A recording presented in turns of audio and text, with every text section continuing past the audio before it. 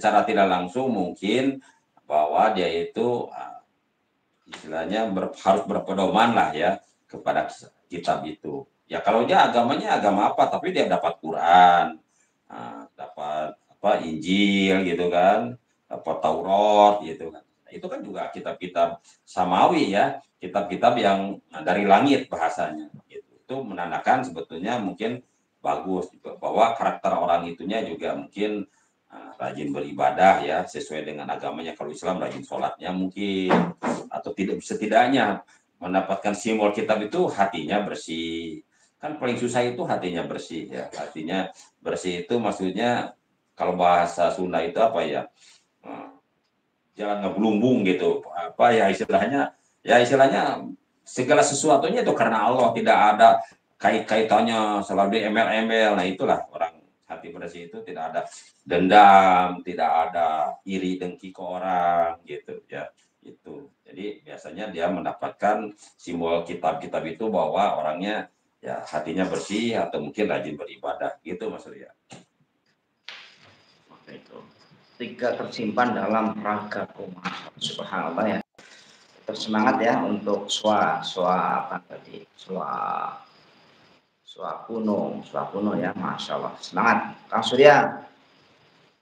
Hafalan surah tambah dan juga sebarkan ke seluruh orang yang akan kenal buat memperbaiki rohani yang dirusak jin dan iblis yang akan dibersihkan di muka bumi ini. Surat tamah ya, untuk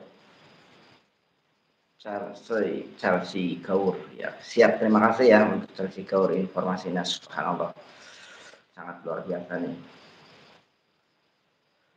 Nah menurut Kang Anwar sendiri nih ya, ini memang banyak orang-orang di perjalanan ini, dan menurut Kang Anwar sendiri ini supaya kita ini bisa ya, mungkin ini bukan saya tidak percaya ya, ini untuk diri saya sendiri lah ya.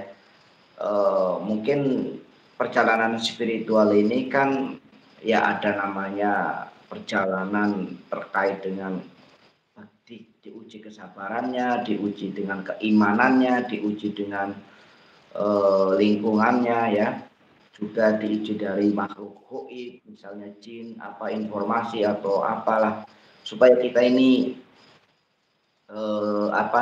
kalau dalam Islam sendiri ya, fondasi syariat, dan kita tidak keluar dari ajaran-ajaran yang sudah dilakukan oleh Rasulullah ini seperti apa dan bagaimana supaya tingkat ke spiritual ini yang murni ya, yang hakiki itu seperti apa dan bagaimana dalam kita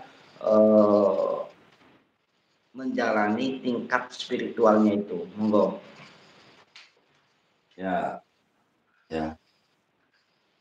Kalau kita syariat ini, kita umat Islam diperintahkan tujuannya pertama ya sholat, zakat, puasa gitu kan. Itu syariat yang akan menuju pada hakikat ya. Nah, jadi istilahnya ya mungkin simbol ya, contohnya sholat ini kita berdiri itu kan diwajibkan, itu adalah simbol-simbol ada.